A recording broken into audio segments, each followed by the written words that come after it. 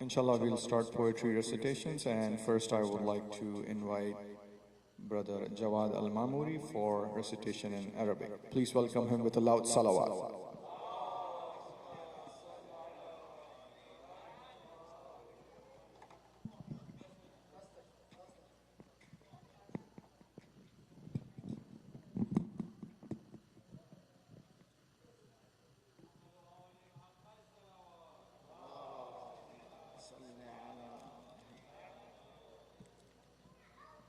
اللهم صل على محمد وآل محمد وعجل فرجهم وتقبل شفاعتي في أمته وارفع درجته وارزقنا شفاعته. أخوتي أخواتي، السلام عليكم ورحمة الله وبركاته.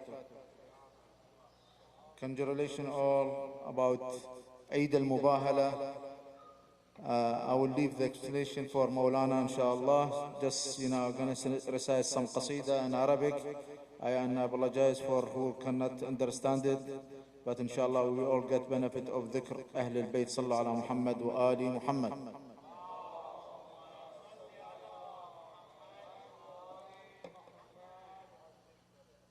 خمسة هم أهل الكساء،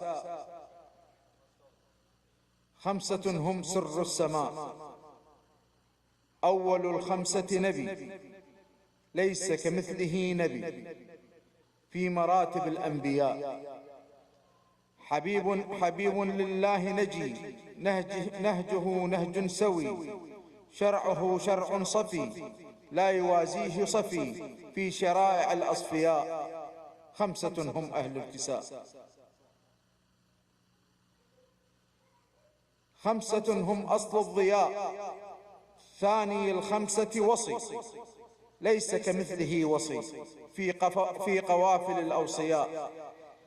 بطل لله أبي، أسد في الله وفي، أمره أمر جلي، هو في الحق ولي، لا يوازيه ولي في منازل الأولياء. خمسة هم أهل الكساء، خمسة هم بحر السناء، ثالث الخمسة مهجة، من أبيها هي بضعة، ليس كمثلها بضعة، شقت من أصل الضياء، أزهر النور فيها في بنيها ومحبيها، وشع في مواليها، في العلياء حوراء وعلى البطحاء زهراء. خمسة هم أهل الكساء،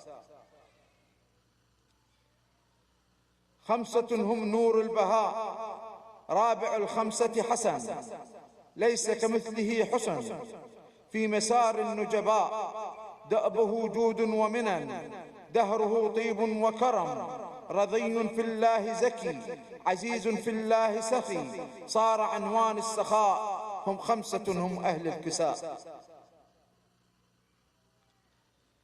خمسة هم ألق الفدا، خامس الخمسة شهيد، ليس كمثله شهيد في طريق الشهداء، نحره نطق وكبر فوق رؤوس الطلقاء، جرحه فاض ودمر كل عروش الأدعياء، دمه ثار وأثمر في قلوب الشرفاء. خمسة هم أهل الكساء، خمسة هم عطر النقاء، من يعاديهم شقي، ليس كمثله شقي في جحيم الأشقياء، من يواليهم سعيد، ليس كمثله سعيد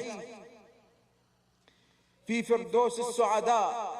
هم ولاتي، هم حماتي، هم شفائي من كل داء، هم صراطي، هم نجاتي، هم بقائي قبل الفناء، هم رجائي في وفاتي، هم حياتي في مماتي، هم بقائي بعد الفناء. خمسة هم أصحاب الكساء. صلوا على محمد وآل محمد.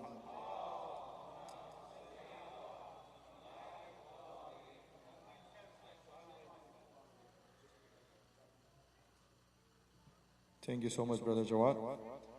Next, inshallah, we have Brother Nu for recitation in English. I don't see Brother Nu. If we have Brother Hissam Kermani for Farsi. Okay, I don't see Brother Hissam either. So inshallah, I would like to invite Brother Salman Naqvi for recitation in Urdu. Brother Salman Naqvi, please recite aloud salawat.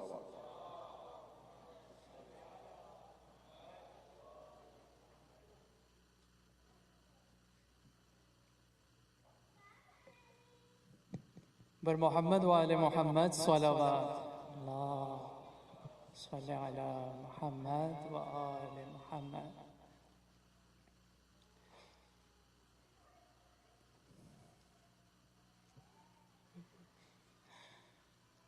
Eid Mubarak everyone. I have a manqabat for Imam Ali alayhi salam. Bismillah. فاتح بدر و احد خندق و خیبر بولے بولے بولے فاتح بدر و احد خندق و خیبر فرد ہے ایک زمانہ جسے لشکر بولے فرد ہے ایک زمانہ جسے لشکر بولے بھاگ آئے جو سبھی تب یہ پیمبر بولے کل اسے دوں گا علم رب جسے دل بر بولے فاتح بدر و احد خندق و خیبر بولے گاڑ کر رن میں علم فاتح خیبر بولے ہے علی نام میرا ماں مجھے حیدر بولے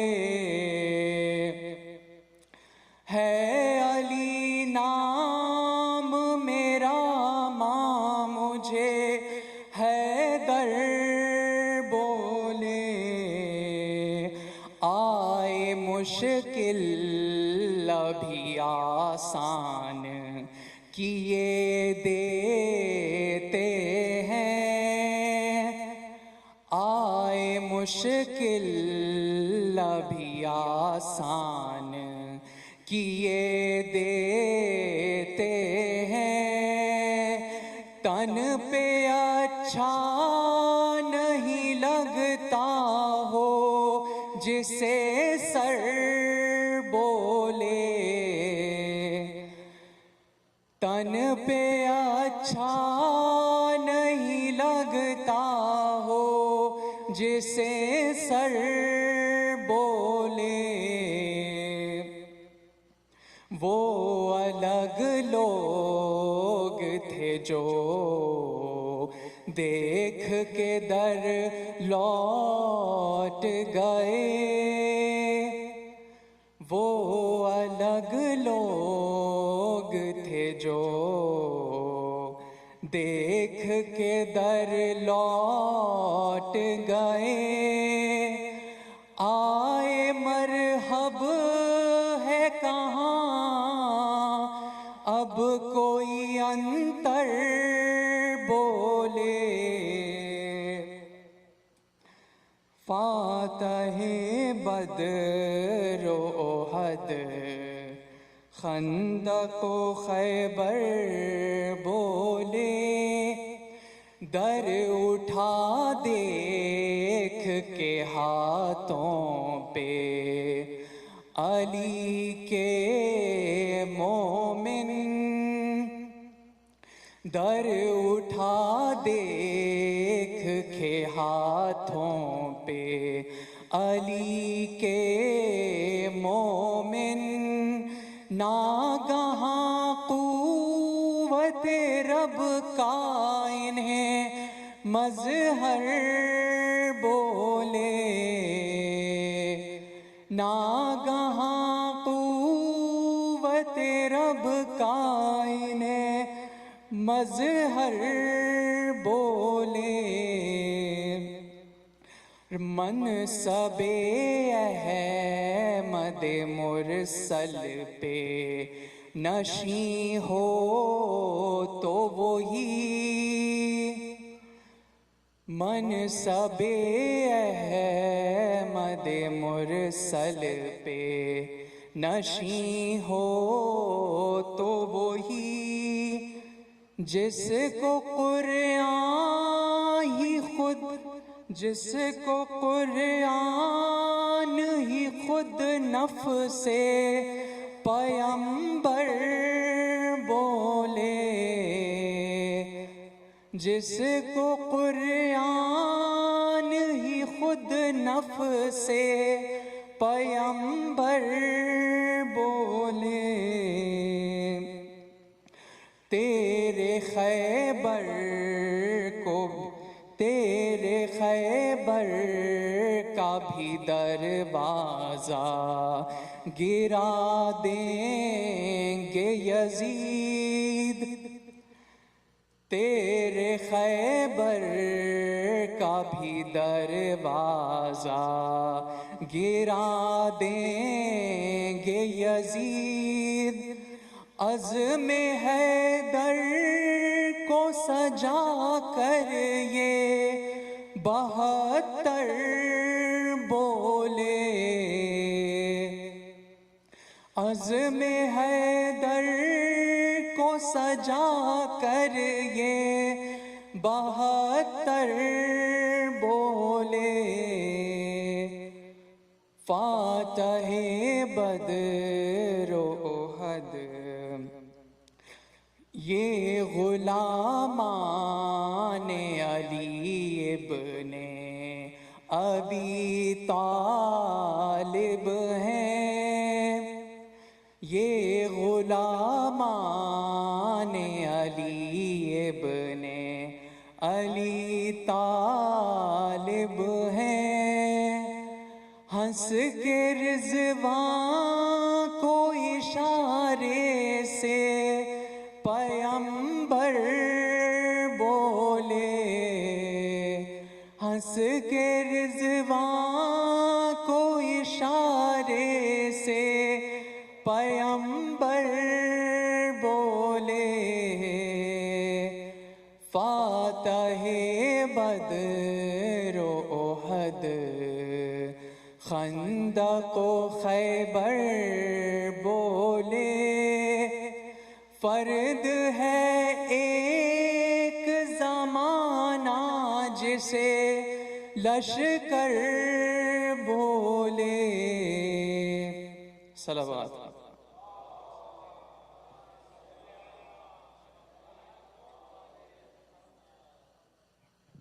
MashaAllah, that was Brother Salman Naqvi reciting in Urdu. Thank you so much, brother. And MashaAllah, Brother Salman, he always makes sure that he has a translation in English. So we appreciate that. Thank you so much, brother. May Allah bless you. Now I would like to invite Brother Nu for recitation in English. Brother Nu. Please welcome him with a loud salawat.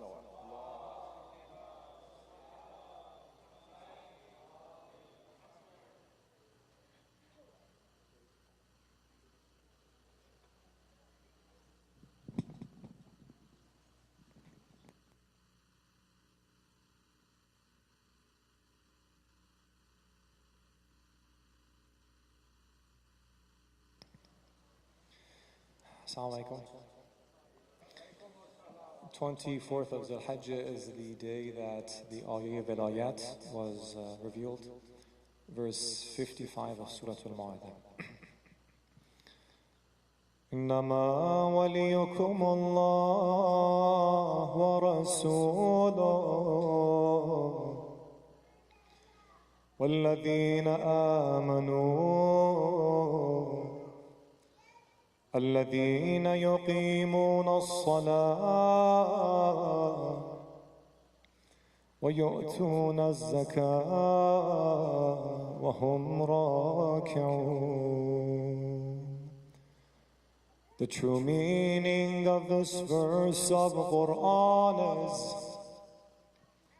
the true meaning of this verse of Quran is, Amir al-Mu'mineen is only Haydar, Ali Mawla, Ali Haydar, Ali Mawla, Ali Haydar, Ali Mawla, Ali Haydar, till the person who rejects the velayat, his actions are not accepted, don't bother even making wudu after rejecting the velayat. Is just playing with water. Ali Mawla, Ali Haydar, Ali Mawla, Ali Mawla, Ali Haydar, Ali Mawla. Search for the best thing in this world. The best thing was love of Haydar. Search for the best thing in this world. The best thing was love of Haydar. The best place in heavens is with Haydar and children of Haydar. The best place in heavens is with Haydar and children of Haydar. Ali Mawla, Ali Haydar.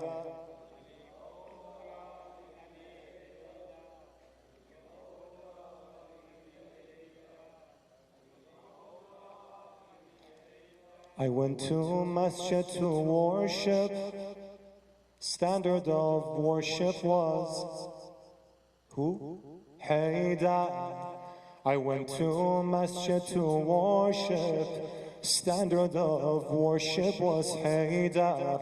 The foundation of the masjid was built on the love of Haydar. Ali Mawla, Ali Haydar, Ali Mawla.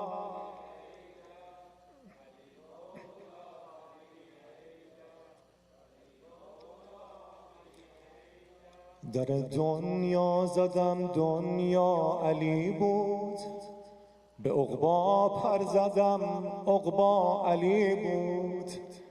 در دنیا زدم دنیا علی بود، به عقبا پر زدم عقبا علی بود. به مسجد رفتم از بحر عبادت، بنا و بانی و بنا علی بود. علی مولا علی حیدر، علی مولا everyone، علی مولا علی حیدر. بنازم باغبان و باغ گل را، بنازم مصطفی ختم رسول را، بنازم بوتراب و بوالحسن را، علی مرتضای بتشکن را. علی چون مجتبی فرزند دارد، چو زینب دختری دلبند دارد. علی یک باغ گل از یاس دارد، علی بعد از حسین عباس دارد. علی مولا علی حیدر، علی مولا علی مولا علی حیدر. علی حبه جنة قسيم النار والجنة، وصي المصطفى حقا إمام الإنس والجنة. صلوات.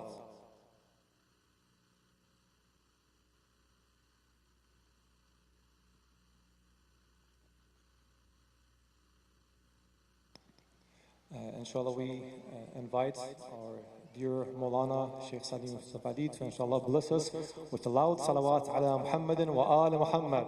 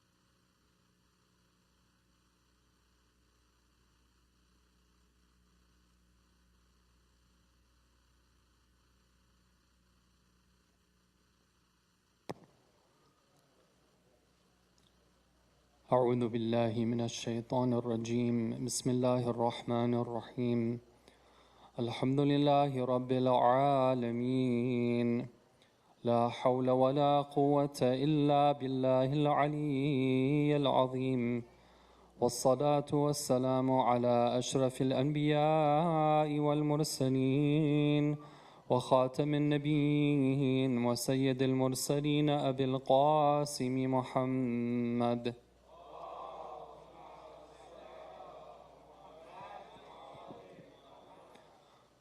وعلى آل بيته الطيبين الطاهرين المعصومين. Respected brothers and sisters, we're here to celebrate the occasion of the 24th of Dhul Hijjah, which is the occasion of the Mubahila. And on this Eid, on this celebration, I want to congratulate all of you. The significance of this occasion, if you just want to take one example which shows you how important this occasion is. According to a hadith, one time our 8th Imam alayhi salam, Imam Rida, was in the court of Al-Ma'amun al-Rashid. And Ma'amun asks our Imam and he says, what is Akbaru Fadila? What is the greatest of the merits of Imam Ali alayhi salam that the Quran indicates? Meaning that he wants proof from the Quran about the status of Imam Ali, but not just anything, not just any ayah. Because we know that in the Quran, every ayah that mentions Ya ayyuhalladhina amanu, we know that the chief and foremost of alladhina amanu is none other than Imam Ali alayhi salam. That's according to a hadith. But here, Ma'amun wants to know what is the greatest of all fada'il. In response, what is it that Imam Rida alayhi salam responds? Does he talk about Ghadir? He could have talked about Ghadir, but he doesn't talk about Ghadir. He could have talked about Laylatul Mabit, the night that Imam Ali alayhi salam, that he spends that night sleeping in the bed of the Prophet, even knowing that the enemy was going to attack. But he didn't talk about that ayah of the Quran. He could have talked about Ayatul Tathir, where the Ahlul Bayt are given that isma from Allah Ta'ala. But he doesn't talk about Ayatul Tathir. What is the ayah that Imam Rida alayhi salam mentions in this dialogue with Ma'amun? He says, Al-Mubahila. And then he quotes the ayah from Surah Al-Imran. ندعو أبناءنا وأبناءكم ونساءنا ونساءكم وأنفسنا وأنفسكم ثم نبتهل فنجعل لعنة الله على القوم الظالمين. And then Ma'amun asks, well, why? What is it about this ayah that indicates the greatness of Imam Ali alayhi salam? So Imam Rida alayhi salam explains that when Imam Ali is referred to as the nafs of the Prophet, the very self of the Prophet, the very soul of the Prophet, this itself, what else could you have which is a higher indication of the status of Imam Ali alayhi salam? So today we're celebrating, number one, a Quranic event. This is an event which is mentioned in the Quran itself. You know, there are certain things when even if a person who's not a Muslim, is not familiar with the Quranic way of speaking, if they were to read the Quran, they would stop and they would say that this is referring to something that's important. I need to find out more about that. You know the story, for example, where someone comes to Amir al-Mu'mineen alayhi salam, he says that you have a verse in the Quran, this is somebody from Ahlul Kitab, he says that you have a verse in the Quran that if we had that type of verse in our book, we would have celebrated that day as a great occasion. And then Imam Ali asked him, what is that verse? And he says, that verse which says, Al-Yawma akmaltu lakum dinakum. That verse was talking about Ghadir. Similarly, if somebody were to read this ayah in Surah Ali Imran, then they would know that there's something great being discussed here. A very important and significant event. And especially for our younger generation who are present here and who are listening, you should know this, that Allah's book of guidance does not leave anything unsaid for those who want to seek and those who want to know.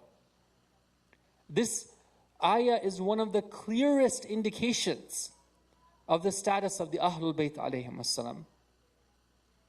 And if somebody asks, well, where? Say, okay, here. What else is this ayah referring to? The event is well known, but it's important for us to at least mention the basics of it, just to remind ourselves. We know that our Prophet, towards the end of his mission, was inviting people and different communities to Islam. One of those communities was a large community of Christians who were in the city of Najran, which was on the way to Yemen from Makkah, Medina, in the Najd province. And when our Prophet invited them, he did so on the basis of common ground.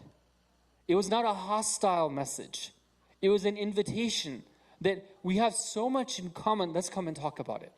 So he mentioned the prophets of the past, like Ibrahim and Yaqub, etc. And when the chief bishop of the Christians received this message, he said that this message is unlike other things we've heard before. From this region, we have only seen shirk and polytheism and low thinking, but here we see somebody who has lofty thinking. These teachings of oneness of God are something which are attractive to us. And so he sent a delegation of bishops and priests to go to our Prophet. Now, it's very important for us to understand that what was the approach that our Prophet took when it came to receiving this delegation? Was it the case that when they came there, he said that, okay, now that you're here, I'm going to challenge you to a duel, and then we're going to duel it out and see who's going to win? No. Our Prophet made use of Islamic way of argumentation and healing differences. Islam tells us that when you have a disagreement with somebody, then you first try to work it out. You give good proofs. You give arguments that appeal to the logic. You give maw'idha hasana. You try to, sometimes logic itself isn't enough. You need to have a little bit of love there as well. So you add some compassion in the mix as well. And then if you need to argue, وَجَادِلْهُمْ بِالَّتِي هِيَ أَحْسَنُ, then if you want to get into a debate, then go ahead and debate with them in the best way. Don't use low techniques. Because if you're on the side of the truth, then you have nothing to, there's nothing to be scared about. You're gonna prevail. So our Prophet received the delegation gracefully. He welcomed them. They were there for a number of days. They began to discuss. And we know that in Surah Ali Imran, some of the ayahs that were revealed there regarding the position and status of Nabi Isa alayhi salam, they were revealed in context of what took place. Meaning that as the Christian delegation is speaking to our Prophet sallallahu alaihi wasallam, the Prophet is responding with the ayahs that are being revealed to him at that time. So for example, when they come to him, the Prophet tells them from Surah Al Imran, قُلْ يَا أَهْلَ الْكِتَابِ تَعَالَوْا إِلَىٰ كَلِمَةٍ سَوَاءٍ بَيْنَنَا وَبَيْنَكُمْ. Come, let's have a common word between us. أَلَّا نَعْبُدَ إِلَّا اللَّهِ وَلَا نُشْرِكَ بِهِ شَيْئًا. We're going to let's have at least an agreement that we're going to worship Allah and Allah alone. If you're willing to set aside your customs and traditions that go against the teachings of Tawheed, if you're willing to set aside the things that you've inherited which may not be correct, then we have something that we can discuss here. See, every culture had their false gods. Every community had their false gods, including those people who were Ahlul Kitab. They had a book revealed from God, but over time they had deviated. They had their false gods. So the Prophet quotes to them this ayah, says, let's come to a common word, which is the word of Tawheed. And then when they begin to discuss, the discussion centers around the status of Nabi Isa alayhi salam. By this time, we know in history, after the incidents that led to Nabi Isa alayhi salam being put on the cross, and then his being replaced by somebody miraculously by Allah, and being preserved from that, we know that at that time Nabi Isa's message was the same message of Tawheed. But afterwards in history there was a deviation. There was groups that started calling for Nabi Isa to be recognized as the Son of God. And there was those who opposed them. Until history, you look at this up, there was several councils that took place of the leading Christian thinkers and theologians, where they came together and they said that, well, what's correct here? Are we going to have a doctrine of Christianity which accepts that Jesus is the Son of God? Or are we going to say that Jesus was a creation of God, just like any other human being? And for whatever reason, they decided as a council that they're going to go with that opinion that Jesus is the Son of God. So this deviation had crept in before the time of Islam. And it was around this point that this Christian delegation had this argument. They said that no, Jesus is the Son of God. So Allah Ta'ala reveals the verse in Surah Al-Imran, verse 59, Inna mathala Isa indallah kamathali Adam. If you want to know the likeness of Jesus and Isa in the court of God, it's like the position of Adam, Nabi Adam alayhi salam. خَلَقَهُ مِن تُرَابٍ ثُمَّ قَالَ لَهُ كُن فَيَكُن. He created him from earth and then he said be, and he was. So what is the logic here? That if your argument for Jesus being the Son of God is that he didn't have any father, then the one who should be the Son of God even more is the one who had no father or mother, who is Nabi Adam.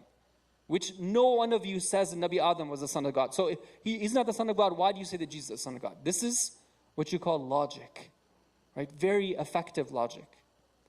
But this delegation was not interested in coming to accept that logic. And so what they said is that instead, after considering it and discussing amongst themselves, they said that, okay, we're going to put this to a challenge.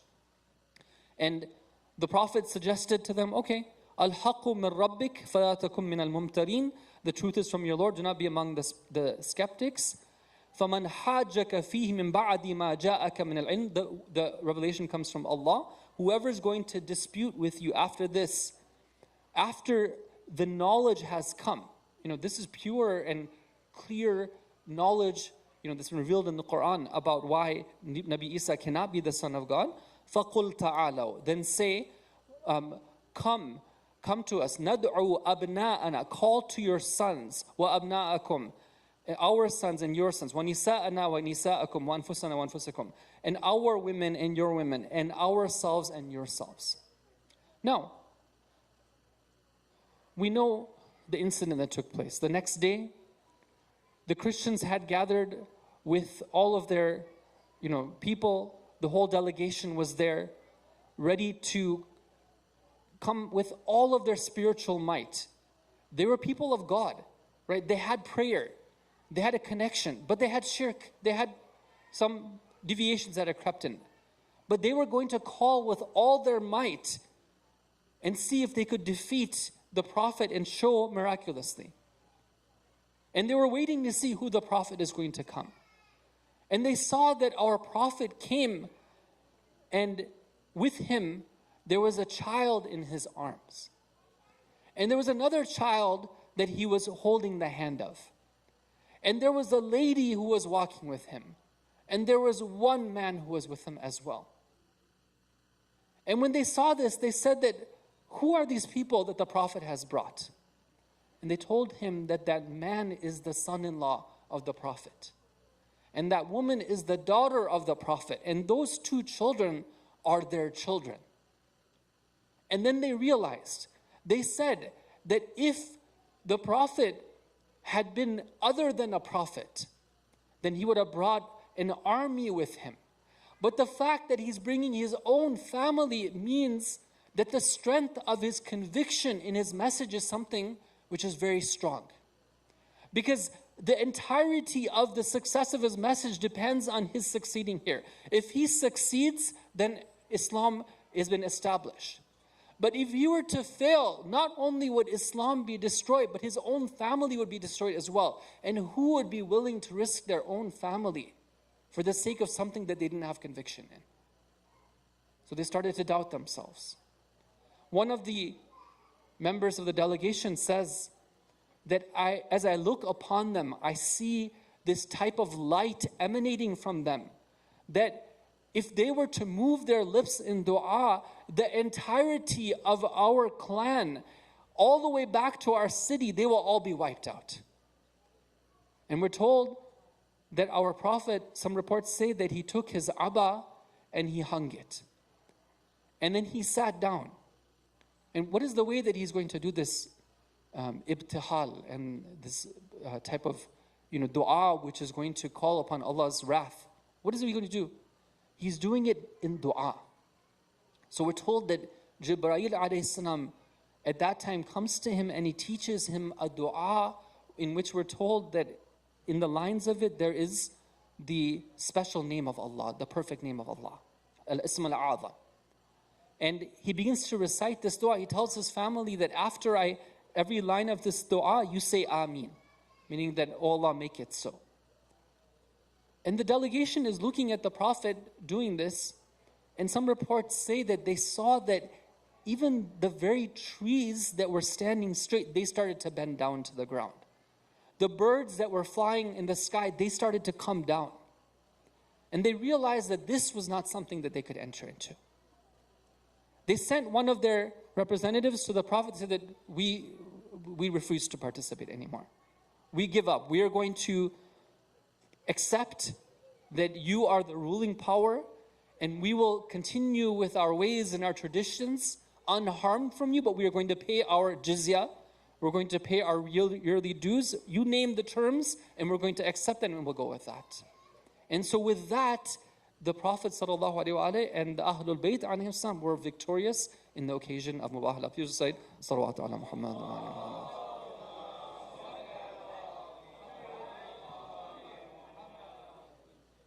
Now, brothers and sisters, the importance of this is so significant. And throughout history, we know that there has been a campaign to find some way or the other to make light of the event, or to erase it from history, or to say that it means something else other than what actually happened. And it's really important for us to realize this, that this is one of the clearest occasions, clearest ayat, but still they have found some ways of maneuvering. For example, they say that when the ayah says you call to yourselves, that means that the Prophet is asking himself to come, right? Because one person is the Prophet. So, of course, the Prophet has to be there. So the ayah is saying, bring yourself. And then when the ayah is saying, call to your sons and your children, then children is a general term. It means like Imam Hassan and Imam Hussein and your son-in-law as well. So Imam Ali is not the nafs of the Prophet. Why are you saying that he is the deserving of being the status of the self of the Prophet?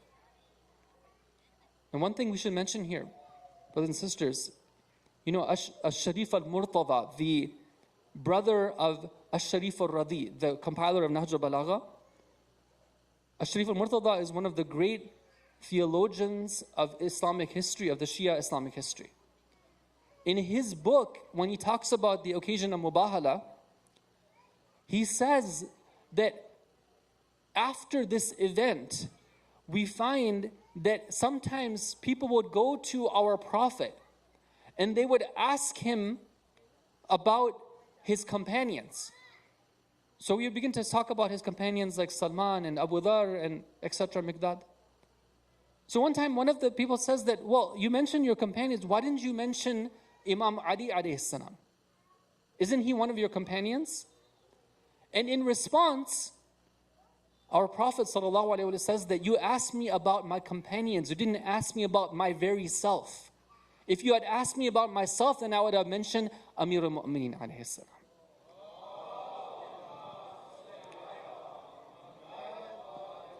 Meaning that the Prophet took the cue from the Quran. The Quran is saying that Imam Ali alayhi salam is the nafs of the Prophet, therefore he is. So from that point onwards, the Prophet wouldn't mention him along with the other companions. No, the Quran didn't mention him as a companion. The Quran is saying that he's the nafs of the Prophet. So Imam Ali is the nafs of the Prophet. Beyond that, if we go back to that debate that Imam Rida alayhi salam has with Ma'mun, and he mentioned this ayah, Ma'mun asks him, he says that, so tell me, what is the proof that this is saying that Imam Ali is the nafs of the Prophet? What's the proof of it? Imam Rida alayhi salam uses logic.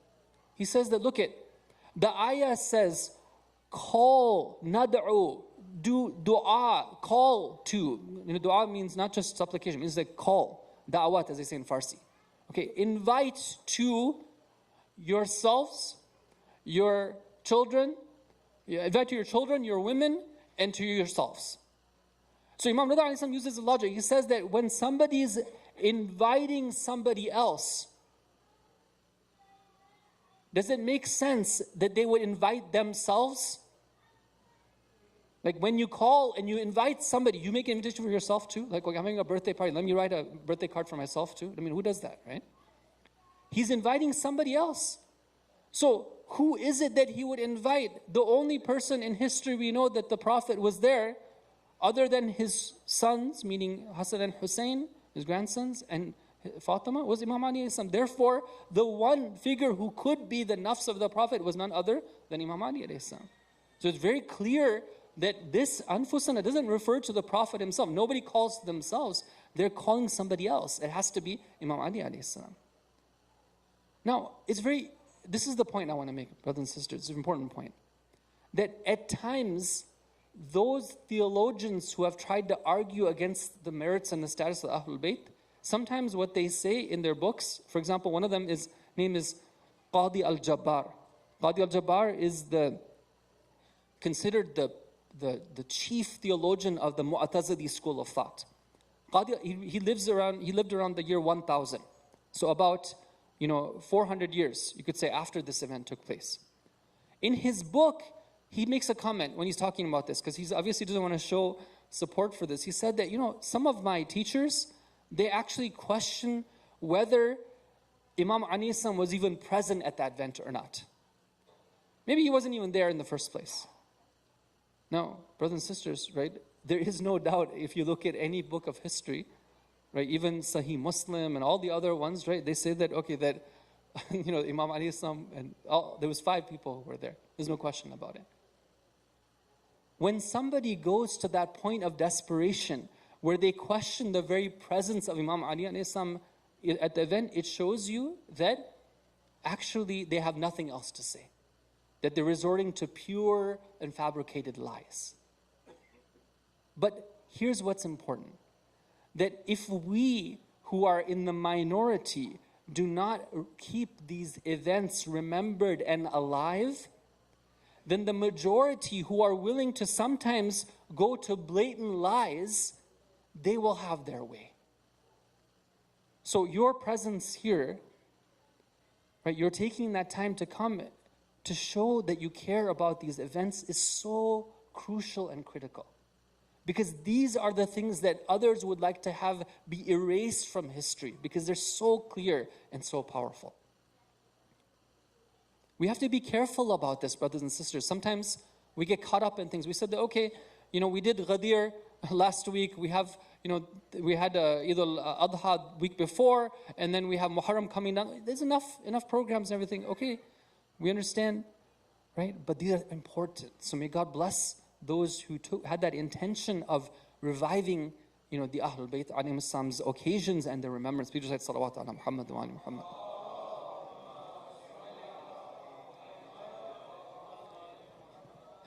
As I draw to the close of my speech, I want to make a practical point that inshallah is relevant for all of us. You see here that the Ahlul Bayt alayhim as-salam are appearing in front of those who are basically challenging them. And they are representing those who are sadiqeen. Because the ayah from the Quran says, ثُمَّ نَجْعَلْ لَعْنَةَ اللَّهِ عَلَى الْكَاذِبِينَ, upon those who are the those who are the liars. So that means that the Ahlul Bayt are the Sadiqeen, those who are truth. Ayatul Jadi Amal makes a point. He says that the Ahlul Bayt in this event, they were not bystanders who were watching what was happening. If you're a bystander, you're watching what's happening, and somebody asks you, well, are you on the side of truth or are you on the side of falsehood, right? Well, in this event, you'd be like, well, I'm just watching what's happening, right? The Ahlul Bayt were not bystanders just watching what was happening. They themselves were part of making the truth here. And how were they making that truth? They themselves went to the field, and they themselves, by their very presence, are embodying the truth of the message that they're carrying. Now, this is something which is very powerful. We don't have any report in history which says that when our Prophet went to the house of Ali alayhi salam and told him that I want you to come with Fatima alayhi salam, with Hassan and Hussein, we don't have any report which says that they had any hesitation whatsoever of coming here. But imagine a normal person, that here you are, you're standing in front of this delegation. You know, we're told that when they came, they had the finest of clothes. They had all their trappings. You can imagine, if you've ever seen, they have all these staves and like all these, things and trinkets, and it's a very impressive array of colorful robes and everything, a lot of riches. Imagine they're standing there, moving their lips, and they're making dua. A normal person would have been fearful. But we don't have any report which said the Ahlul Bayt were scared. Why? Because they were standing for the truth. And this is such a huge example for us. Islam doesn't just tell us that, okay, if somebody were to ask you a question, then you should have the right answer for them. Islam is to be lived, it's to be practiced. When you are under pressure and society would have you do things in another way, the way of being the truth, of embodying the truth, is to say that I'm not going to speak about the truth. Of course, we're going to speak the truth, but I'm going to show the truth in what I do, the choices that I make. Even though it's difficult. Why? Because when I'm part of the truth and the message of truth, then I know there's nothing to lose. I will always come out victorious. Sometimes we know what's right, but we can't get ourselves to do it. When we go out in public, we see that we feel like, no, I have to conform to everyone else. I have to walk like them, talk like them, dress like them, have my culture like them. Why? Right? Aren't you on the path of the truth? If you're on the path of the truth, then stand firmly knowing that you're on the path of the truth. Allah Ta'ala Himself in the Quran, He gives us the beautiful analogy. Peace and salawat ala Muhammad.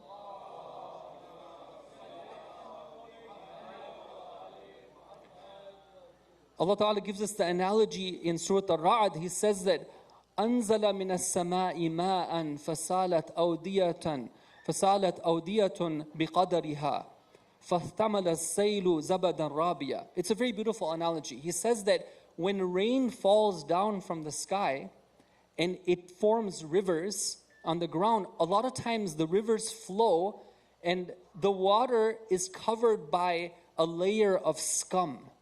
Like these bubbly froth type of thing. I don't know if you've ever seen this, but when you have rivers that are flowing, on the side of the banks, you'll find this froth. Now, a lot of times when you see that river flowing and you see the froth, the first thing you see is the froth.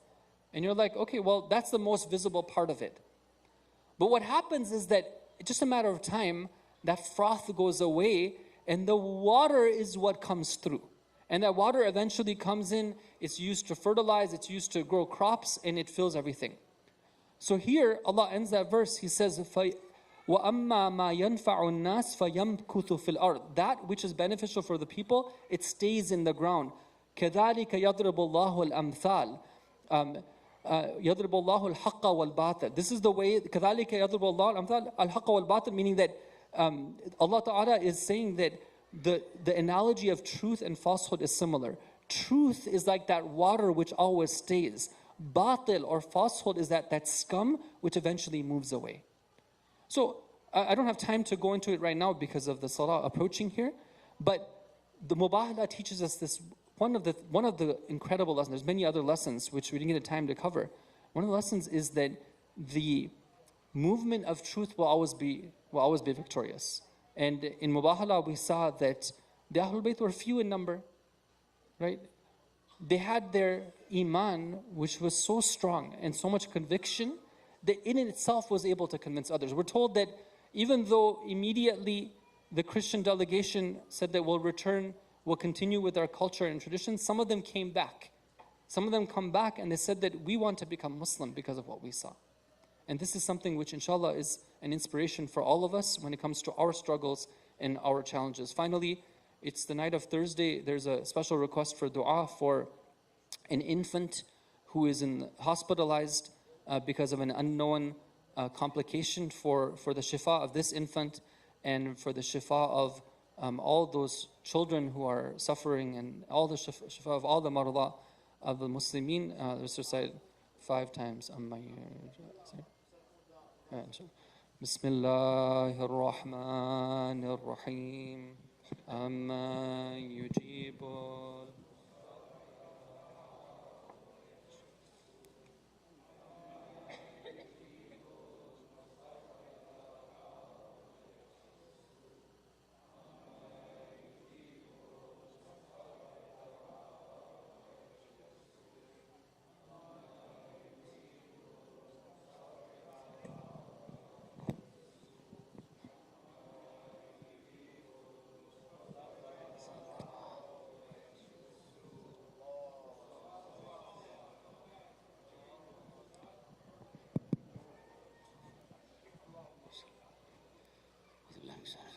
إن الله وملائكته يصلون على النبي يا أيها الذين آمنوا صلوا عليه وسلموا تسليما.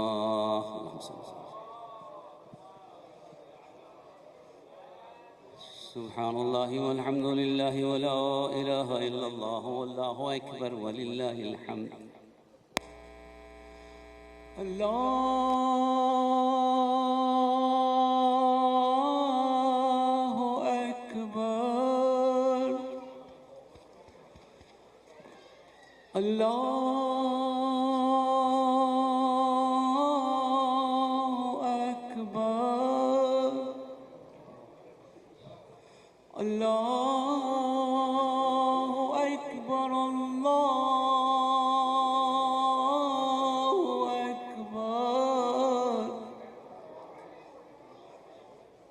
أشهد أن لا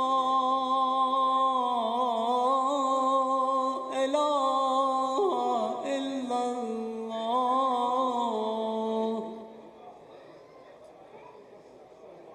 أشهد أن لا إله إلا الله.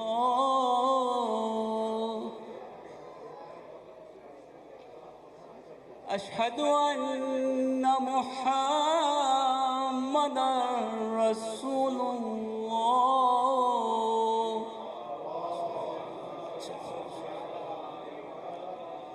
أشهد أن محمدًا رسول الله.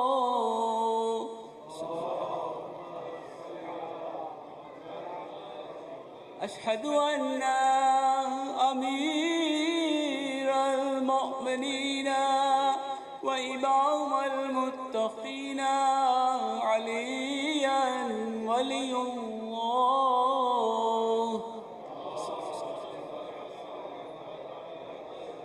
أشهد أن أمير المؤمنين وإمام المتقين عليا حجة الله.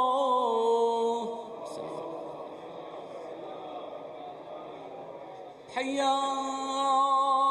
على الصلاة حي على الصلاة حي على الفلاح حي على الفلاح حي على خير العمل حي على خير العمل الله أكبر الله أكبر لا إله إلا الله لا إله إلا الله بر محمد وآل محمد صلى الله عليه وسلم.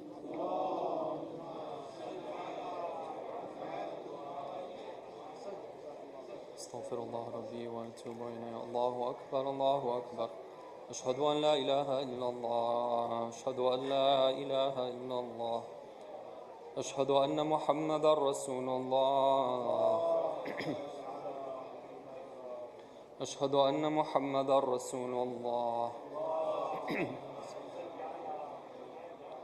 أشهد أن علي ولي الله. أشهد أن عليا حجة الله. حي على الصلاة حي على الصلاة حي على الفلاح حي على الفلاح حي على خير العمل حي على خير العمل قد قامت الصلاة قد قامت الصلاة. الله أكبر الله أكبر لا إله إلا الله. الله أكبر. بسم الله الرحمن الرحيم. الحمد لله رب العالمين الرحمن الرحيم مالك يوم الدين إياك نعبد وإياك نستعين اهدنا الصراط المستقيم صراط الذين أنعمت عليهم غير المغضوب عليهم ولا الضالين.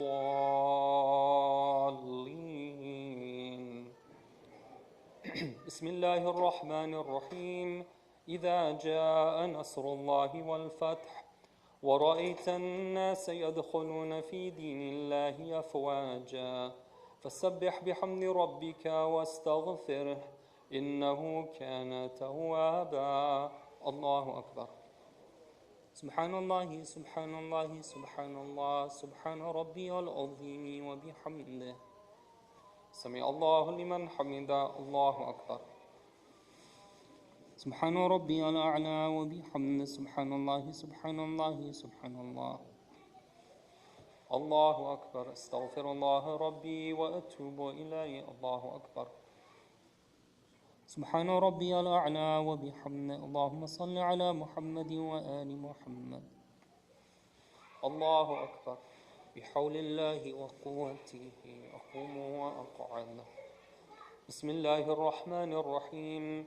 الحمد لله رب العالمين الرحمن الرحيم مالك يوم الدين إياك نعبد وإياك نستعين اهدنا الصراط المستقيم صراط الذين أنعمت عليهم غير المغضوب عليهم ولا الضالين. بسم الله الرحمن الرحيم. قل هو الله أحد الله الصمد لم يلد ولم يولد ولم يكن له كفوا أحد. الله أكبر. اللهم صل على محمد وآل محمد يا دائم الفضل على البرية يا باسط اليدين بالعطية يا صاحب المواهب السنية صل على محمد وآله خير الورى سجية واغفر لنا يا ذا العلا في هذه العشية. الله أكبر. سبحان الله سبحان الله سبحان الله سبحان ربي العظيم وبحمده. سمع الله لمن حمده. الله أكبر. سبحان ربي الأعلى وبحمده. سبحان الله سبحان الله سبحان الله. الله أكبر. أستغفر الله ربي وأتوب إليه. الله أكبر. سبحان ربي الأعلى وبحمده. سبحان الله سبحان الله سبحان الله. الله أكبر. الحمد لله. أشهد أن لا إله إلا الله وحده لا شريك له، وأشهد أن محمدا عبده ورسوله. اللهم صل على محمد وآل محمد. بحول الله وقوته أقوم وأقعد.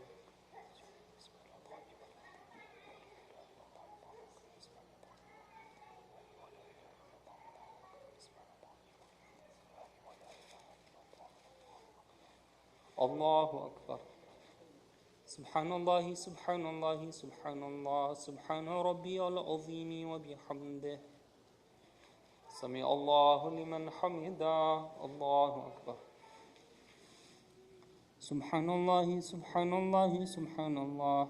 سبحان ربي الأعلى وبحمده. الله أكبر. أستغفر الله ربي وأتوب إليه. الله أكبر. سبحان الله سبحان الله سبحان الله. سبحان ربي الأعلى وبحمده. اللهم صل على محمد وآل محمد. الله أكبر. الحمد لله. أشهد أن لا إله إلا الله وحده لا شريك له، وأشهد أن محمدا عبده ورسوله. اللهم صل على محمد وآل محمد. السلام عليك أيها النبي ورحمة الله وبركاته. السلام علينا وعلى عباد الله الصالحين. السلام عليكم ورحمة الله وبركاته. الله أكبر. الله أكبر. الله أكبر.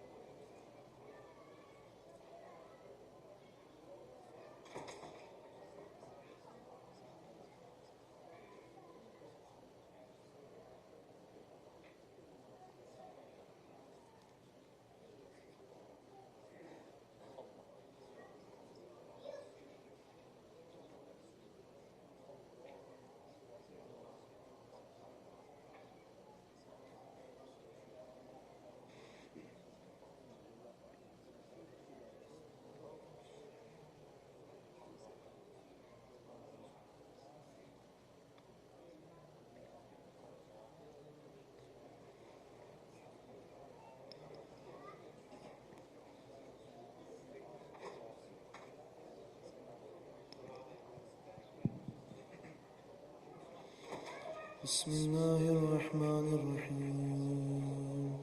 اللهم إني أسألك موجبات رحمتك وعزائم مغفرتك والنجاة من النار ومن كل بلية والفوز بالجنة والرضوان في دار السلام وجوار نبيك محمد صلى الله عليه وآله السلام.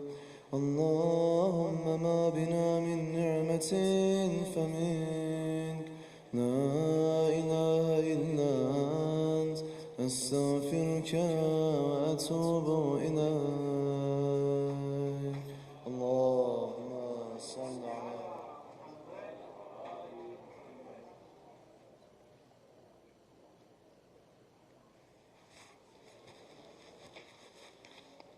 أستغفر الله ربي وأتوب إليه. الله أكبر الله أكبر. أشهد أن لا إله إلا الله. أشهد أن لا إله إلا الله. أشهد أن محمدا رسول الله. أشهد أن محمدا رسول الله. أشهد أن علي ولي الله. أشهد أن عليا حجة الله. حي على الصلاة، حي على الصلاة، حي على الفلاح، حي على الفلاح.